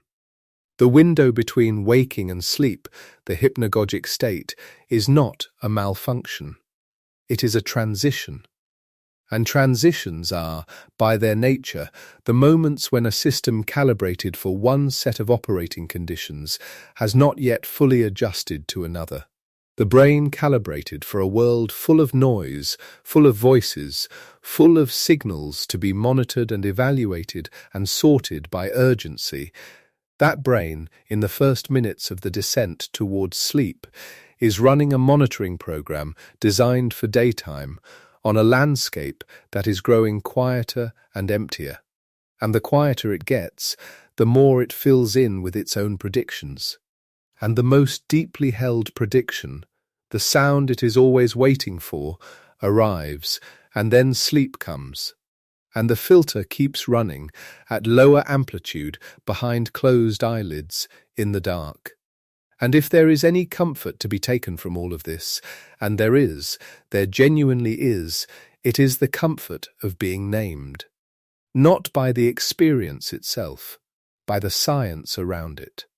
Hypnagogia, hypnagogic auditory hallucination, exploding head syndrome, auditory pareidolia, the cocktail party effect, the attenuation model, the P300 evoked response, local sleep, the thalamic dimmer, the brainstem shutdown sequence, predictive processing, the controlled hallucination, the name detector that never switches off. All of this is yours. All of this belongs to the experience you have had in the dark, in the quiet, in the moment before sleep. And it has been observed and named and measured and documented by careful people in well-lit laboratories and clinics across 7 decades. And the conclusion those people have reached across all of that accumulated observation is that you are in a very large company, that the experience is common, that the mechanism is understood, that nothing is wrong. If the experience is frequent, if it is distressing, if it consistently pulls you from sleep in a way that leaves you exhausted or frightened, speak to a clinician. That is not a caveat to dismiss. It is the appropriate and honest recommendation for anything that sits heavily on you over time. But the experience itself, the name heard in the silence, the boom in the dark, the voice at the edge of sleep, these are the documented products of a normal brain doing normal things in a transitional state. And now you know what to call them. And now you know that roughly 1 in 3 people heard their name through the ear they were trying to ignore in a controlled experiment in 1959.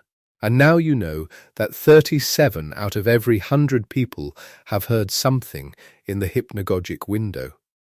And now you know that 18 out of every 100 have heard the explosion. And now you know that the brain of a person in a coma still checks whether the name is for them. The filter runs that deep. It runs in all of us.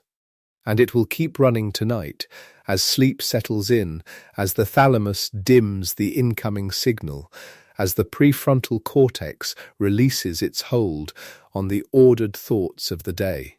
As the auditory cortex keeps its watch at a lower setting and the reticular formation begins its careful, mostly orderly process of quieting. It will keep running. And if at some point in the early minutes of the descent, in the soft, disorganized territory of the N1 transition, the filter finds the pattern it was always looking for and hands it to awareness if your name arrives. Clear and certain, in the silence, you will know now what that is. You will know it is the system doing its job in the window where the job most often overshoots. You will know it has a name and a mechanism and a prevalence and a long, careful, thoroughly human history of observation. You will know that Colin Cherry sat in a London laboratory in 1953 and defined the problem. That Neville Murray put names in the ignored ear in 1959 and found that 1 in 3 came through. That Ian Oswald and his colleagues recorded sleeping brains in 1960 and watched the name produce a larger response than everything else. That somewhere in a clinic, in a research paper, in a classification system, the experience you had was acknowledged and placed alongside the experiences of many others who had it before you and will have it after you. That Silas Weir Mitchell heard his patients describe the boom in 1876 and wrote it down. That Brian Sharpless found it in 1 in 5 in 2015. That the researchers working at the far edge of consciousness found the name detector still running in patients who could no longer speak or move or indicate in any visible way that they were aware of the world around them. The filter runs that deep. It has always run that deep in you. And tonight it is running in a quieter direction. Tonight the signal is low, and the predictions are slowing, and the threshold that your name sits beneath is still there. It will always be there, but the system around it is growing softer. The reticular formation is beginning its sequence. The thalamus is dimming. The patchwork of local sleep is spreading, region by region, in the unhurried way that it always does. And you do not need to monitor anything. You do not need to watch the threshold or wait for the false positive or hold the mechanism in mind. The mechanism will run without you. It has always run without you. That is, in the end, the thing that is most worth carrying forward from all of this. The filter is not something you operate.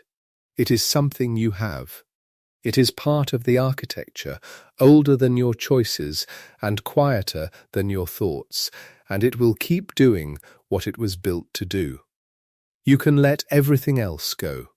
If you feel moved to leave a note about where in the world you are listening from tonight, the comments are there, and they are read, and there is something genuinely good about knowing that a quiet voice in a quiet room reached someone in a place you had not imagined.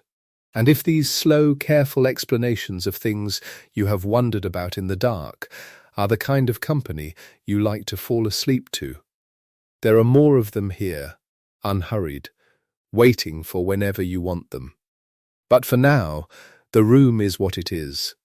The fan makes the sound it makes. The hum of the night settles around the edges of things. The filter runs beneath everything, doing what it has always done. You are not strange. You are not unwell. You are not being reached by anything that means you harm. You are a brain with a very old and very faithful name detector, in a very ordinary window of transition, in a room that is quieter than the world it was built for. You're moored safe in the sleepy harbour now. Drift off,